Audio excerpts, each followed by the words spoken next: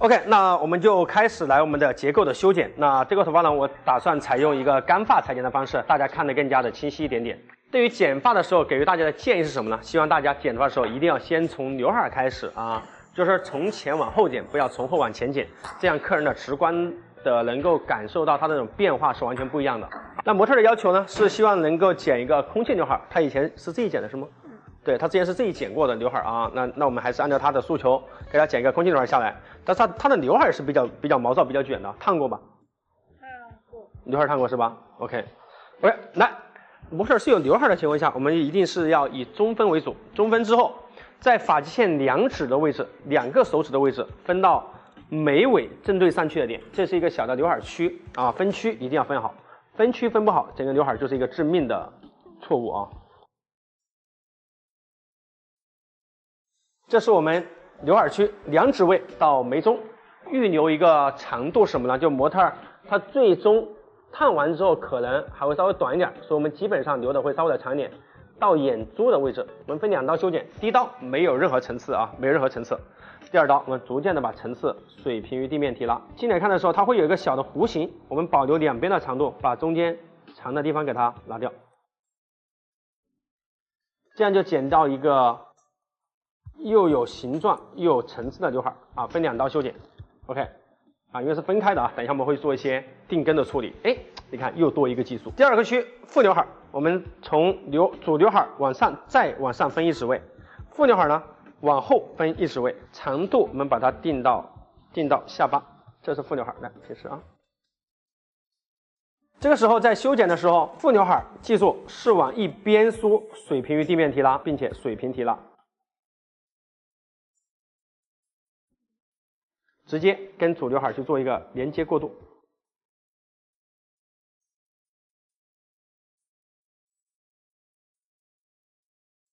这个时候我站到后边剪啊，依然是水平于地面提拉。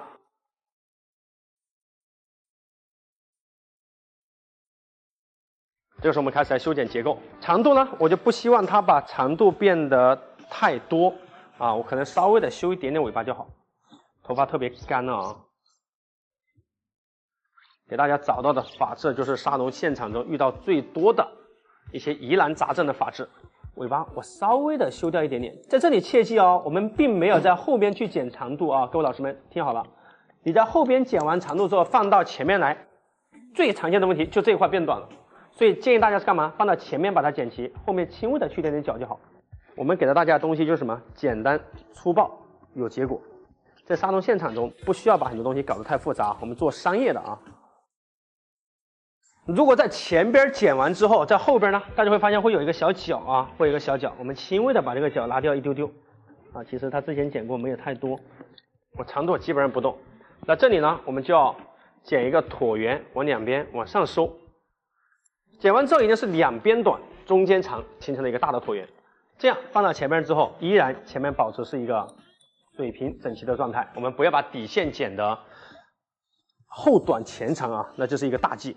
对于烫发中，我们开始来去修剪层次。如果大家有看过我们去年的视频，我会更多的建议大家去剪一些偏低的层次。但是对于今年来讲啊，我们的整体的趋势，我们建议大家可以把层次往高走啊，剪到一半的位置，可以增加整体发型的灵动感和活力，让整个头发变得更加的动感一点点。我们既要把层次剪出来，同时又不能够把底线剪得太虚、太薄、太碎，把头发前后区分开，基本上是一个0层次啊。对于这样的层次是肯定烫不出来好看的发型的。裁剪的时候，从后部区耳对耳点的地方拿头发出来，在这里记住哦，我们并没有拿到最底下的头发，基本上是一半下一点的地方啊，我们连接的地方是一半，后部区一半稍微下一点的地方，底线保留出来。为什么？我想要底线剪完之后的效果更加的厚重一点点。那这个时候剪掉多少？这时候就要看，我要让它的头发落点去到一半的地方，一半的地方。OK， 我们先大概的剪一刀看一下效果，做一个反曲线，做了一个大的去除的动作。其实剪完之后，上面是一个大的去除，但是底下又会形成一个非常漂亮的堆积，保留了中间这个角。OK， 来看一下啊，剪完之后层次的落点，来看一下。稍微卷一点，就差不多在一半的地方，这是我们想要的层次。OK， 记住啊，今年对于长发的层次来讲，我们强烈的建议大家把层次减到一半的位置啊。OK， 第二片后部区采用1点放射，切西瓜，依然连到一半下沿的地方，找到引导线。那引导线在这个位置，把多的轻轻的拿掉。层次有的同时不要破坏到底线的重量，底线减虚了，整个发型就显得不好看、不高级了。在后部区的时候，我们走的动作都是1点放射。OK， 从后部区切西瓜，切到侧部区来的时候，侧部区的头发，因为一般的对于女生来讲，两侧的头发都是比较偏少的，所以在做的时候，我们会把侧部区的头发全部拉到这个转角点来进行修剪。会把侧部区的头发全部拉到转角点做一个定点。引导线，这里多的拿掉，层次依然去到一半的位置，侧部区，两侧头发带到后面转角点的位置来，两侧头发全部往后带到转角点来进行修剪掉。我觉得就算你是个小白，看这个视频应该都很容易明白啊，我们并没有搞得太复杂。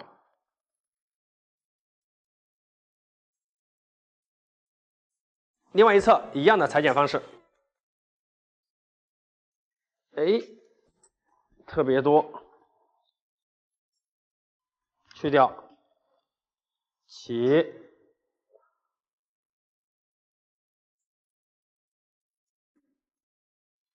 ，OK， 侧部区的头发全部拉到后面转角点的位置来，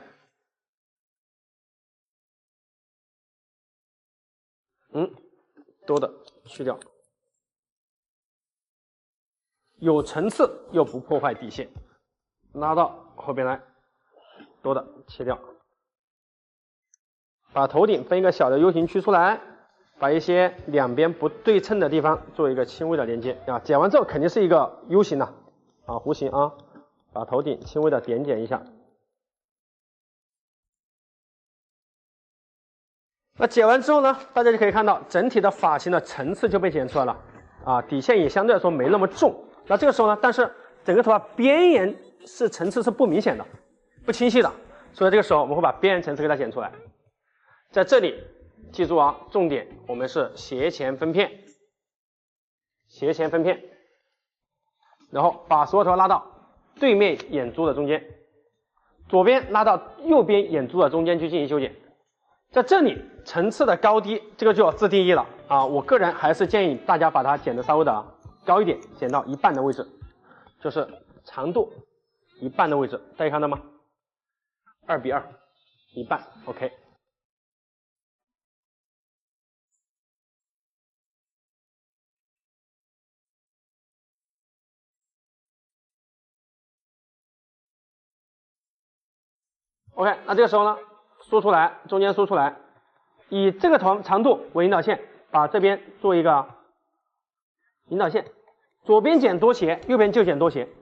剪完之后，这两边是一个 V 型倒 V 型，继续。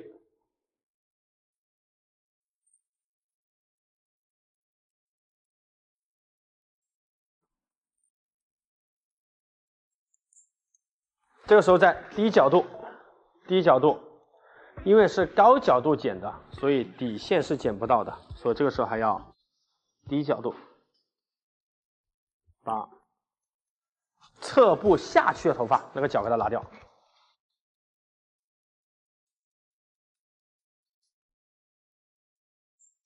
OK， 那经过简单的修剪呢，这块头发的结构被我们快速的去进行完成了剪完之后，我再说一次，主要头发的层次落点是在头发差不多一半的位置烫完之后刚好一半的位置，长度我并没有在模特原有的基础上去破坏掉太多，因为烫完之后吧，长度还会稍微的短一点。OK， 那刘海呢是有一点点小小的分界的情况等一下我们会去进行相应的方法进行处理。OK， 那今天呢我也会把它颅顶给它烫的稍微蓬松一点所以整体发型的看点还是非常非常多的OK， 但是因为模特是沙发的原因，我这样去剪的时候相对来说会比较麻烦一点，所以这个时候我建议什么呢？就建议把它软化完成之后，我们才去进行修饰，好吧？那接下来我们开始去进行软化。在软化之前呢，给大家记住，我们在对于这种头发沙发的头发在软化的时候，如果想要软化完成之后就能达到比较顺滑的效果，有2个重点。第一，一定要让头发在保持充足的水分下进行软化，我们是不允许干发软化的，所以头发都要喷湿。而且在软化涂抹的过程中，头发也要保持充足的水分。如果希望头发软化完就能达到一个相对来说比较顺的效果，所以我们在软化的过程中会对头发进行不断的梳理，让头发干嘛？在软的过程中已经变得相对来说直一点。等一下我们再去处理的时候，也会更加的简单方便一点。方便的操作，我们这个时候把模特头发先进行冲水，冲完水之后我们才开始进行软化的调配。好吧 ，OK， 来我们看一下现在模特小姐姐发质啊。其实，在冲完水之后，头发还是处于一个比较干的状态啊，就是头发打结是比较厉害啊。OK， 那这个时候呢，我们开始去进行我们的软化。烫完之后，光泽更加强一点。第一，除了我们要改变头发的质感以外，第二，我们要改变头发的受损程度。所以这个时候我们一定要去进行一个叫蛋白填充，这是我们家的一个王牌的产品啊。所以这个产品好，我们已经讲了几年了，功效我就不再去重点讲了。它的好处是什么呢？重点是能够深入发型去完成一些发型的修复，可以让头发烫完之后的光泽和质感变得更加的强烈。先加入我们的小分子护理，烫前一定要用小分子护理填充，不要很多老师觉得，哎呀，护理跟护理之间没有太大的区别。我跟你说，区别可大了啊！分子结构比较小的护理呢，它更能够深入到发型去形成修复。如果你是护发素或者发膜呢，它只能形成一层包裹状。包裹在头发的表面，对头发内部是没有任何修复成分的啊，而且这个小分子护理呢是没有任何硅油成分的 ，OK， 它是非常非常清爽的。OK， 那接下来我们开始要去进行软化的调配，在这里软化的选择其实也尤为重要，因为如果说我们去找到一个跟头发发质不是特别匹配的烫发产品，那烫完之后头发出现的干燥、毛躁和脆断，它是依然存在的。所以在这里呢，我们摩登的3个王牌产品啊，第一个是我们的 MT 加。MT 加是干嘛呢？针对于一些头发相对来说比较健康和抗拒性的发质，尤其是在一些比较北方地区的同学，我觉得这个产品真的是你一定要去尝试一下。就是涂完之后可以快速软化的同时，头发发质也可以得到一个有效的保护。第二个呢是我们的 MT1 和我们 MT2，它3个的碱性值是不一样的，里面的硫基酸的强度也是不一样的。OK， 给大家测试一下啊。我们现在测一下我们 MT 加，第二个 T。第3个 T2，OK， 我们来对比测试一下，你会发现 T 加的碱性值应该是去到9左右 ，T1 呢应该是在8到9之间 ，T2 呢应该是去到7和8之间，3个的碱性值是不一样的。对于今天的发质来讲呢，我会选择一个 T 的药水进行软化。但是对于这样受损的发质，尤其是烫过2次又染过2次这样的发质啊，我们不建议直接拿药水直接涂抹。我们采用破冰的方式。如果之前有看过我们视频的小伙伴，应该大家都知道，我们在软化的时候不会采用一步式进行软化，我们会干嘛？软化讲究一个东西叫循序渐进啊。如果过快的把软化到位，头发烫完之后的受损情况也是比较厉害的。我们第一步是1份的药水加1份的水去进行软化破冰啊，这步我们叫破冰。破冰的意义是在于什么呢？让头发毛鳞片缓缓的舒张开来之后，再去软化头发的内部。第一步是软化头发的外部，它起到的作用是干嘛？让毛鳞片轻轻的、慢慢的打开啊，这样有助于我们烫完之后头发毛鳞片的受损情况可以达到一个最低的状态。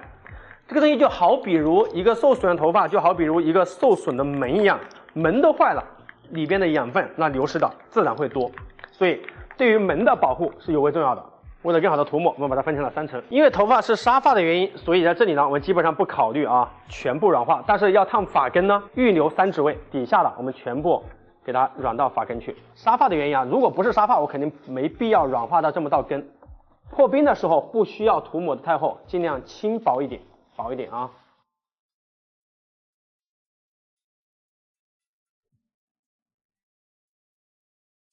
因为下边的头发是比较受损的，所以我们在涂抹的时候，整个发干的地方我涂抹的量会稍微的厚一点点啊，在整个发尾的地方涂抹的量会稍微的薄一点点。如果发尾的软化先到位了，我可能就先把发尾干嘛给它洗掉就好了，没关系啊，就没有必要分2次涂抹。对于这种相差受损不是特别夸张的我们的涂抹还是选择一次性涂抹。角度尽量提高90度。涂抹的时候依然由厚至薄。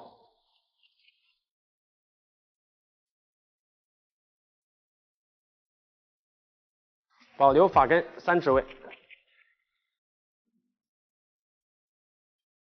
刘海有界啊，刘海有个分界，那这个时候呢，我们先不要管分界的问题，我们先把发尾软化掉。等一下分界的地方，我们单独用其他的方式进行处理。OK， 搞定。涂抹完成之后，重点要把这些边边角角的地方给它梳理好啊，因为这些地方呢，它的头发是更加的毛躁的。涂抹的时候动作一定要快啊，那可能下面软化已经软化到位了，上面还没软化开始。那这一步我们叫什么呢？叫软化的破冰。那破冰时间大概时间5到8分钟，我们要等到5到8分钟之后再看整体的软化效果，再去决定下一次我们软化应该怎么去调整。我刚刚也说过啊，想要类似于这样沙发的发质，烫完之后光泽质感更好，我们要在干嘛？软化的过程中不断的让头发进行干嘛？梳理。我们这样就算软化完了，不去过夹板的情况下，头发也能顺很多啊。那这个时候呢，软化已经过去了5到8分钟，5到8分钟，我们来看一下头发的软化情况啊。OK， 再去选择药水的调整。我们取拔掉10条头发进行拉力测试，你发现能轻易的拉长，但是它形成的波纹感是基本上没有的。所以这样软化是不够，那这个时候呢，我们再去进行药水的调整，把药水再次的去调的稍微的浓一点。开始我们的比例是1比1，3份药水加1份水，现在加的水会变少，药水会更多。好，这时候再次进行2次涂抹，这次我们才真正的进入到软化步骤。开始第一步我们叫破冰。毛鳞片已经被我们舒展开了，那这个时候我们的软化直接可以达到头发的内部去进行2、6键的切断，不用担心颜色的问题啊。等一下我们会进行色素的回填，依然高角度顶区。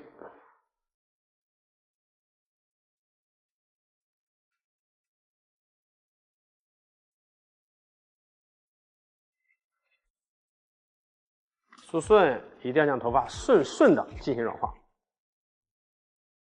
OK， 那现在我们第2次深入的软化我们已经涂抹完成，大概需要等待时间10分钟即可。我们10分钟之后再带着大家去看一下我们软化后的效果。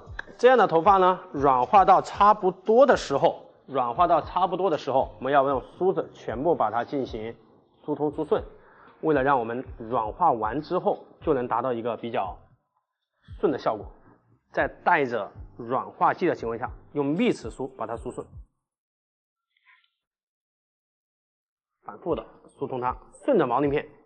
因为在这种软化过之后，毛鳞片是干嘛？是可以随意的去进行排列组合的。那这个时候顺着它梳呢，头发出来的效果自然就会更加的通畅一点，顺一点，光泽一点。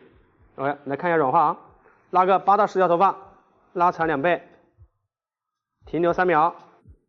回去有小波纹就可以了，能看到吗 ？OK， 就有这个小波纹就已经够了啊。OK， 那这个时候我们把它全部梳顺，就开始要去做刘海的位置。梳的时候扣着一点梳啊，不要直着梳出来，扣着一点梳出来。OK， 扣着一点梳出来，也能拿掉一部分多余的药水。OK， 那梳完之后，大家会发现整个头发是发亮的。啊，是比较通亮的 ，OK， 透亮的效果。我们在检查软化的时候，千万不要只检查一个位置啊，多检查几个位置 ，OK。发干重新开，发干、发尾的位置都要去进行检查一下啊，不要只是检查发尾，或者是不要只是检查一个区啊，多检查几个区，这样确保我们软化干嘛？所有的位置软化的效果是一致的。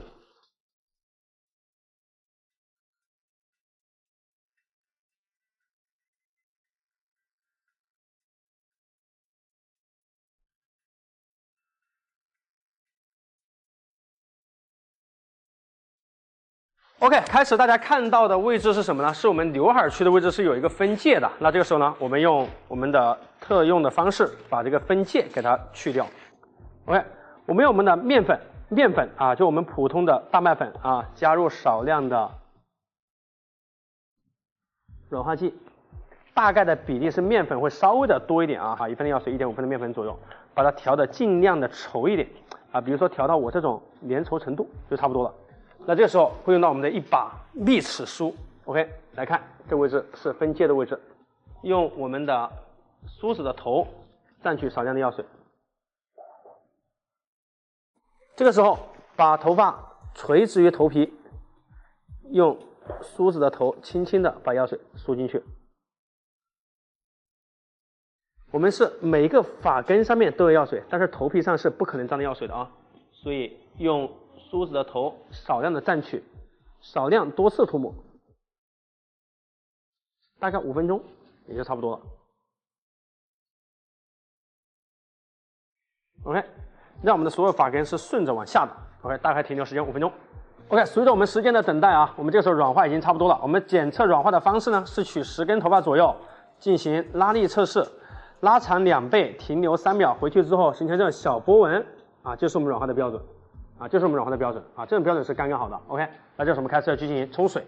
在冲水的过程中呢，我们会去对头发进行护理，在护理的重点板块，我让我们的阿峰老师给大家重点讲解。OK， 我们现在呢，我们刚给它冲完这软化，冲的过程中呢，我们不可以用太过热的水啊，常温的就行了。太流软呢，先不用冲，因为刚刚给它定过型。OK， 我们呢现在呢整体的软化呢给它冲洗掉了。软化过程中呢，软化完之后一定要过洗发水的。为什么要加洗发水呢？这个可想而知，就是说它里面有很多化学成分在里面，要不然的话，你不过洗发水的情况下呢，你加温的情况下，它发质会特别毛的。所以呢，我们所有的软化完之后都必须要过一下洗发水。洗的方面呢，没有太大的一些要求的，只要洗干净就可以了。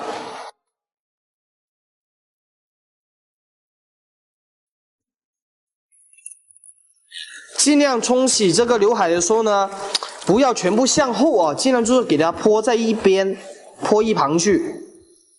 叫顾客直接把头侧一曲，直接冲洗就行了，尽量向着它毛流去冲洗。OK， 现在呢，我们是过完洗发水的状态啊，它是比较打结的，很难说通。现在我们直接做一个烫中护理。然后呢，今年呢，我们新推出的是一个隔热乳啊，是比较有人少听到的。然后呢，这个是我们黄牌产品，今年的。然后呢，隔热乳再添加一个小分子。小分子呢，它是一个填充的效果，是补水的啊，很好的。1份的小分子，这是隔热乳。大概我们的比例呢，就是说小分子1份，隔热乳1份。为什么要加隔热乳呢？很正常，就是小分子呢，它是容易吸收到头发的内部，这是补水的状态，填充的。但那个隔热乳呢，有什么效果呢？第一个就是它可以防止高温效果的一个产生一个热伤害，它是可以保护头发的。它这个加在一起呢，两个综合在一起呢，相当于说一个是保护内部，一个就是保护外部，就让它锁水的效果。所以呢，这个呢是搭配在一起的。加水分呢是加1:0.5，再加30份温水，用温水搅拌。小分子呢，它是溶水之后极化。LPP 呢，就说你是用一些比较高温的水，它都是有块成颗粒状的啊，调成这样就可以了。小分子直接浸泡在头发上，U 字区呢它是软化到的，然后呢你要把这些小分子给它浇到上面去。建议各位老师买一个洗脸盆，小小的，就好像我这样，直接可以调配了啊，可以省很多料。假如说你们家的洗头床的话，这个位置可以堵住的情况下呢，就把它堵住，直接这样泡。但是呢，这样子呢特别浪费小分子，特别浪费护理啊。我们还是建议大家是直接用这个泡的。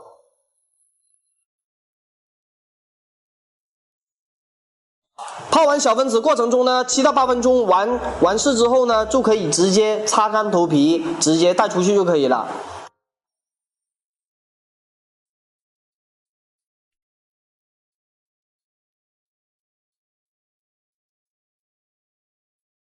所以呢，尽量冲完水之后，弄完之后，尽量把它放在前面，不要动它就可以了啊。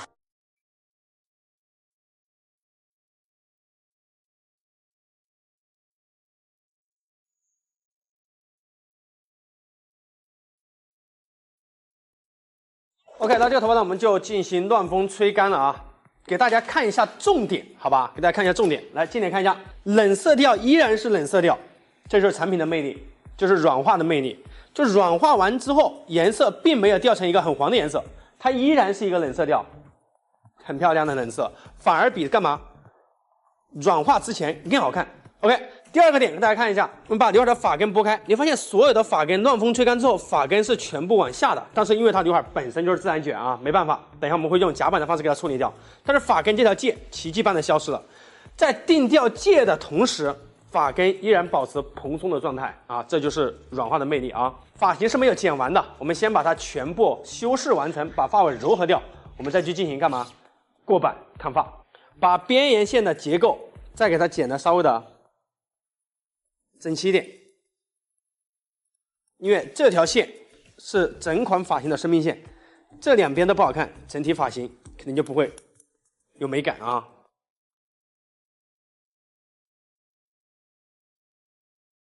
OK， 那这时候将所有的头发发尾去进行柔和处理，我们要把它剪掉、柔和掉、打薄掉，再去进行过板，这时候光泽质感会更好一点。你不要过完板之后再去柔和，那这时候头发又会形成比较容易毛躁的问题。把过板放到烫发前的一步啊，发尾柔和掉。柔和的时候尽量用大剪刀，剪刀越大啊，剪起来越舒服，而且越快啊。对于沙龙现场中，我希望大家是干嘛？简单高效，能够快速的完成作品。边缘线处理的更加的精致细致一点点，发尾都要全部柔和掉。底线揉的深度就要稍微的浅一点，底线不能揉得太深。这时候依然让底线保留一个什么相对来说比较重的状态，但是我说的重不是齐啊，还是稍微的要有一点点柔和感。OK， 那剪完之后，我们去感受一下头发的亮感啊，亮感还是比较偏多的啊，但是我又不会去把它剪得太过于的薄，所以在去调整亮感的时候，我会轻微的把它的亮感给它稍微调整一下。如果这么多这么厚的头发去烫的话，烫完之后的卷度是没有空间去释放的，还是比较的闷，所以这里我们会简单给它调一下发量。在调发量的时候，把头发分成3层后部区，侧部区分2层。在这里用到一把去量10%的无痕压剪。在调亮的时候，我们要在烫的地方是不能去剪掉太多的头发的。后部区这一段是我要烫的，那我调亮的区块只能放到发干部的和发根部的地方。在底区的时候，我们会用一个去除的动作给它去做一个收紧。OK， 头发梳起来，梳分发片，由发根逐渐的剪到发尾来。我手夹的地方是我要烫的地方，我不能动。OK， 由短到长，梳完之后再看哪个地方是比较特别厚的，轻点2下。OK， 这是一个去除的动作。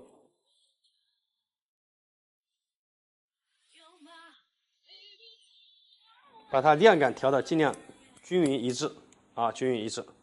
最舒服的发量是什么呢？是调完之后整体的发量是在直径3厘米左右是最舒服的。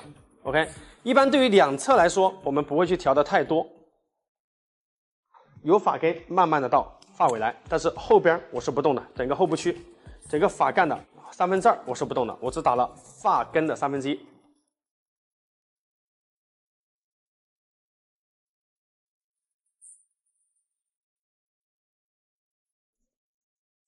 顶区的覆盖层，在顶区分界线的两边各留2指位的覆盖层，不要去打。下短上长，顶区的时候不能打太多，顶区打的是最少的，轻点1下。你看我在中间基本上是点2下，底区点的最多，但是在顶区基本上只是轻轻的微点。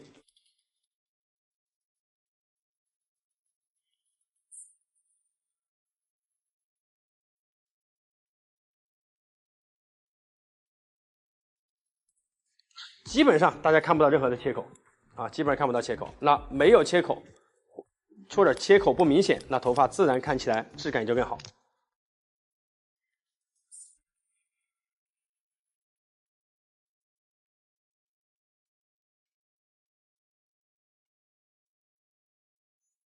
其实剪完之后，大家会发现整个头发的层次和动感就已经变得很舒服了啊！剪完之后，就是我们在没有烫的情况下，头发的整个形体就变得很舒服了。那这个时候呢，我们要去进行快速的用夹板把它大力的夹顺之后，再去进行烫发。力要足够的大力，第二温度也要偏高。在这里我选择了180、190啊，190的温度。但是在发尾的时候，因为它烫过2、3次的发尾啊，我们高温只能做上半部分。下半部分还是要用低温去操作，所以阿峰老师在夹的时候得把发尾先留出来。很多人担心说大力夹直之后烫不卷，那这个视频大家也可以见证一下，看一下到底可不可以把它烫卷。我们不单要卷，而且要卷得很光泽、很光亮。但是在夹的时候，重点啊，大家的夹板要买一个好的夹板，这是其一。其二，尽量把头发吹到全干再去夹头发，不要头发吹的还有水分再去夹，你这样夹完之后，可能烫的时候就不容易出卷了。OK， 夹出来，发尾我是不动的，发尾先不动。你用手去感受的时候，头发摸起来是干嘛？特别顺滑的，不是那种刺刺的感觉，没有颗粒感。慢一点，匀速啊！我看到有的人夹头发的时候，速度非常非常的快，慢一点，匀速的出来。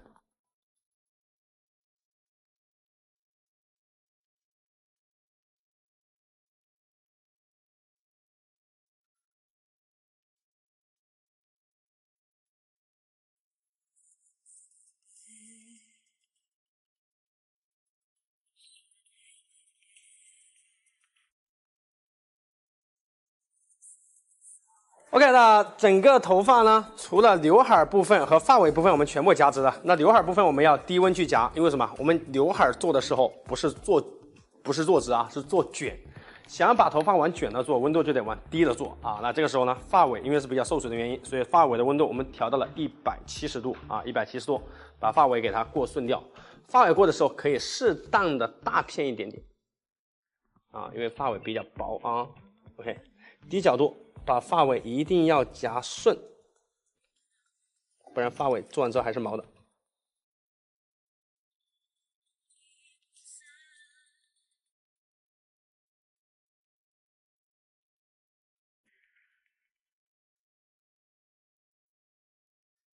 来看一下，我们要求整体的质感是非常光亮的、透亮的，重点是发尾不能有一点点焦的迹象啊，重点发尾一定是顺而不焦啊，顺而不焦。OK， 那这个时候，接下来我们开始要去进行。OK， 那这款发型除了刘海的位置我们没有经过处理以外，其余所有地方我们全部进行了抛光的处理。只有在这种抛光之后再去烫，头发才能呈现出一个比较光泽的卷度啊，不然你烫完之后是有卷，但是毛躁和整个头发的质感是非常非常的不舒服的啊。大家再来近距离看一下，层次是比较高的，基本上去掉一半的位置。所以在这种高层次的烫发上面，我们就算是每一层我们只卷1圈半啊，每一层只卷1圈半，出来卷度都非常漂亮。那今天这款发型用最简单、最实战、最能落地的方式，让大家看明白是如何去烫出来这样的美感啊。OK， 在卷干上面，我们利用层次的落差，我们去进行全头平卷啊，全头平卷，后部区分区，把后部区分成3层，侧部区分成2层。然后在水里面，我们也是中间喷的这种烫中护理的水啊，我们依然是加入了小分子的护理啊，加入了小分子护理。底区的时候，基本上烫一半就好，一半就好。我们选择一根28号的杠子进行平卷，发尾的力度可以略微的轻一点，越往上的时候力度可以适当的重一点点。OK， 一半的位置。虽然说是平卷，但是我们也控了一下力度，我们是由轻至重的。卷杠的力度也会决定着头发卷度的大小强弱。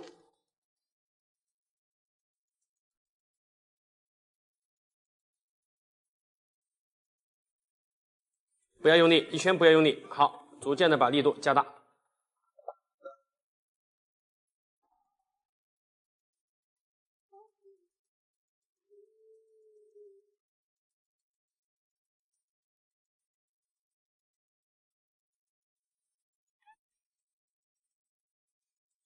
适当的向前提拉，因为切口在前边。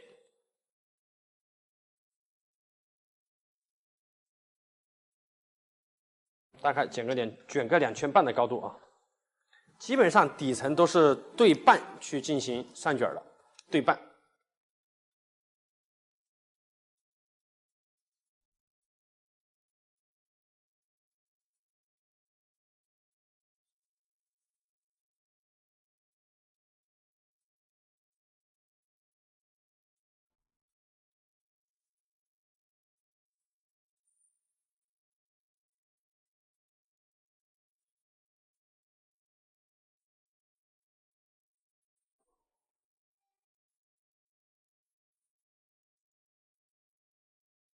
由小力变大力啊，大家一定要明白这个上杠的思维逻辑啊，一定是从小力变大力，发尾小力，法杠大力。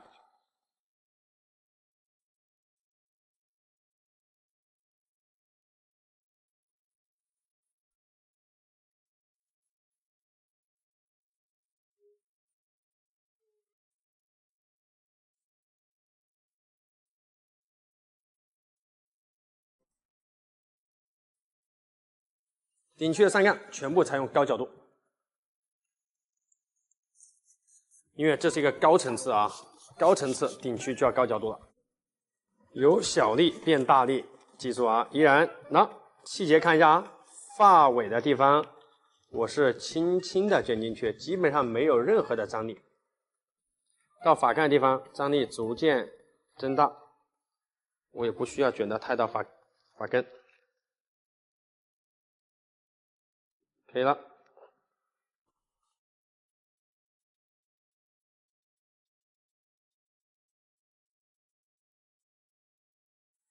没有力，没张力，没张力，张力逐渐增大，逐渐增大。OK， 2圈半，全部往后。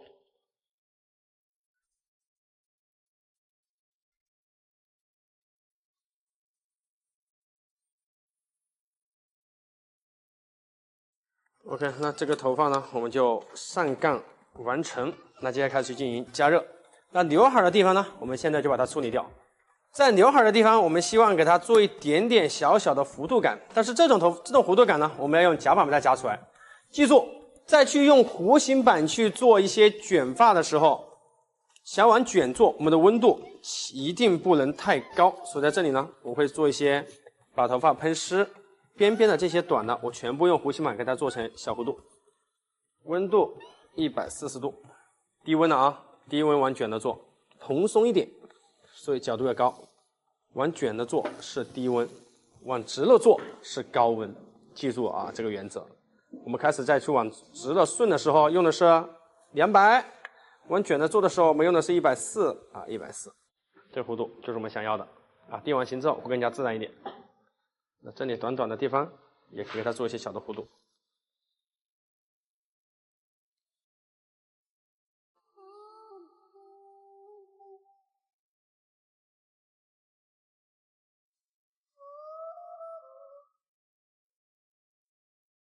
一点点小的弧度，过渡一下。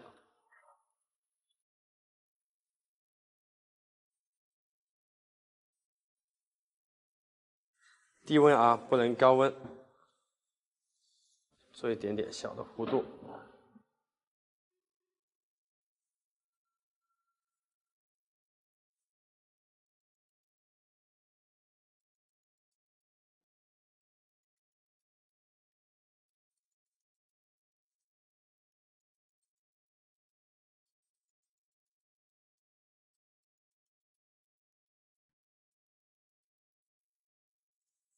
这些细节的处理的地方不好看的话，整个发型也是一个特别遗憾的一个事儿。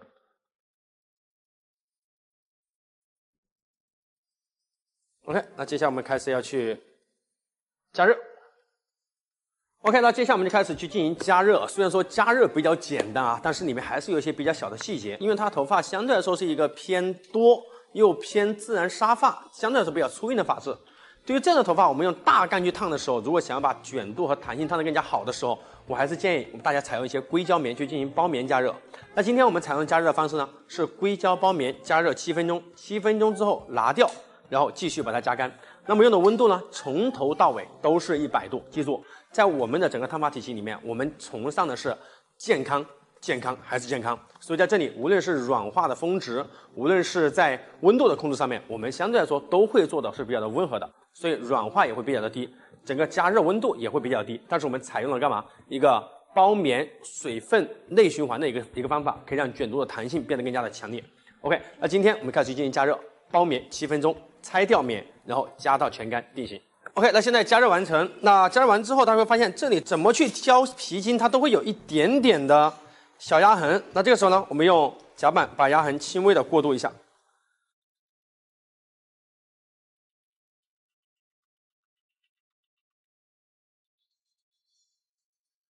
OK， 那过完板之后呢，我们开始把它去进行定型。定型的时候，还是建议大家用夹子把它夹住定型啊，还是用夹子把它夹住，因为是大卷的关系。如果说卷度比较小的话，就没有关系了啊。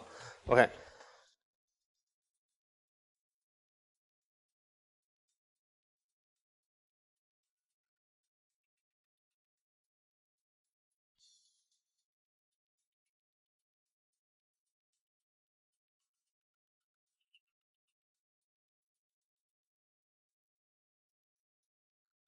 烫完之后的一个状态，弹性状态啊，现在只能看到弹性和卷度，然后看不到它的质感。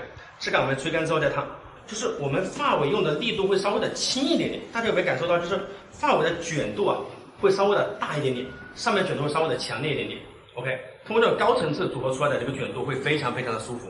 那现在呢，我们不去打理这款发型，我们再来看一下刘海。刘海呢，我们是通过弧形板烫了一个小的弧度，看到吗？啊，这个弧度呢，吹干之后刚刚好，不会特别多，也不会特别少。但如果说我们用高温去烫，基本上出来就是又干又燥。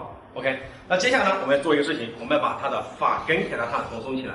我们来看一下，目前模特儿没有烫之前的发根，相对来说是比较的服帖的。那接下来我们开始去操作烫发根的细节。那这个视频呢，重点给大家看什么呢？看发根的操作手法，然后手法的分解版本呢，我晚一点会出一个专门的发根分解版本给到大家。OK，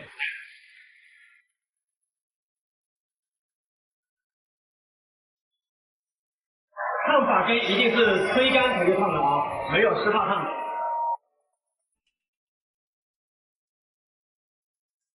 刘海吹干之后的幅度非常的漂亮，整体的感觉很舒服。OK， 吹干之后的发根也是比较的服帖啊，吹干之后的发根也比较服帖。那接下来我们开始去调配发根的药水。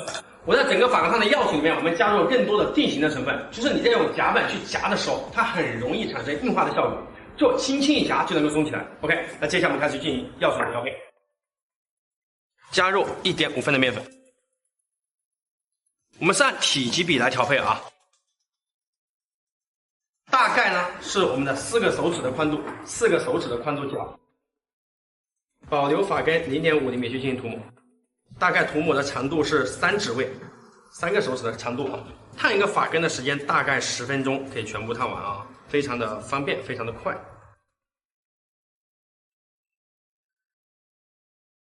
两侧也要轻微的来几片。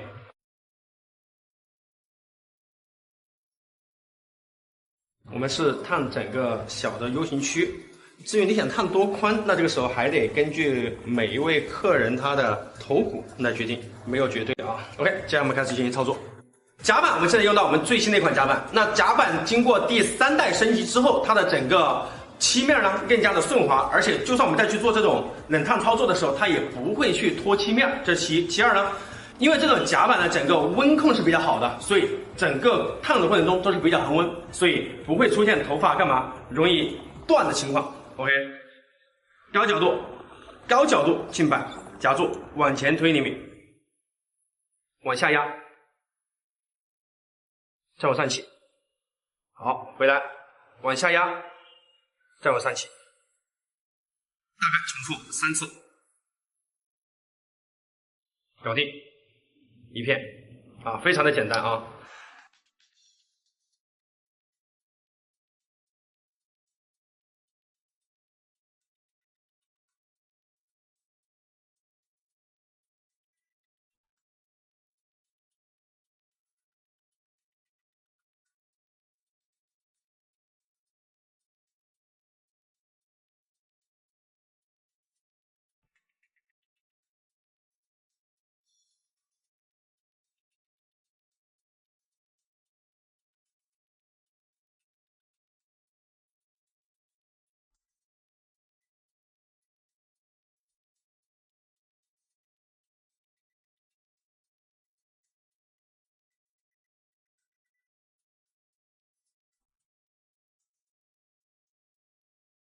7、8分钟烫完后的发根啊，可以瞬间达到一个特别蓬松的效果。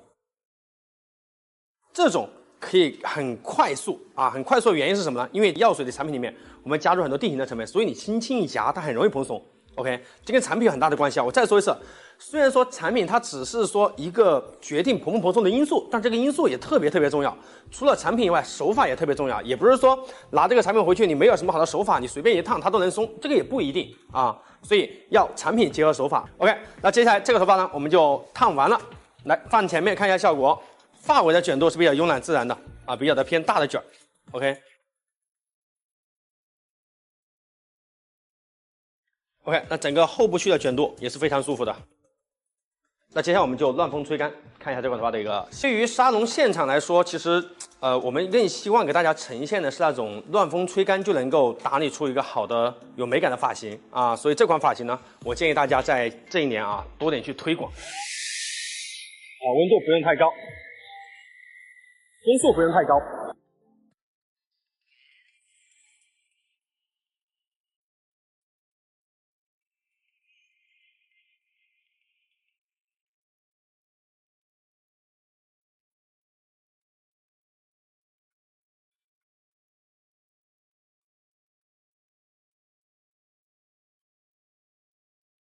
最真实的还原这种在沙龙现场中打理的效果啊，我们没有去任何绕吹一下啊，就直接乱风吹干。要记住啊，这个头发是沙发的效果。OK， 那烫完之后的效果呢，大家可以看一下啊，从后边来看，高层次的烫发出来效果往前一点点，就特别的舒服，就没有经过任何绕吹，自然吹干后的效果。但是因为自然吹干之后，风筒它的风力会把卷度适当的吹散一点点，所以这个时候干嘛？你要涂抹一点点的发尾油，适当让客人回家之后，他也可以干嘛？放到一边，这样去适当的涂一点点，绕一绕也是可以的。OK， 那吹干之后，我们进来前边看一下前侧的效果。我要的效果是那种慵懒自然的感觉，哎，可以近点特写一下整个发根的感觉啊，发根烫完之后的蓬松情况。非常的舒服，包括刘海一点点小的弧度 ，OK， 能看到吗？发根，这大概8分钟时间就可以烫出这样的效果啊！其实，在沙龙现场中，发根烫啊、刘海烫这样的项目，我觉得大家应该真的多点去进行推广，啊 ！OK， 来看前侧的效果，好不好看？还是在前侧啊？来剃头，来抬头 ，OK， 怎么样？因为没有镜子啊，我看的不是特别清晰。真的，大家会发现，烫完之后的这样的头发的冷色调，看得更舒服。一开始就是这样烫完之后，我们都没有必要去补色。我开始来说想给大家出一个补色的视频，好像这烫完之后的颜色更好看，没必要补了啊，就是省略了这样的环节啊，就是好的产品带出来的效果啊，好的产品和好的操作手法带出来的效果，就冷色烫完之后它依然是冷色。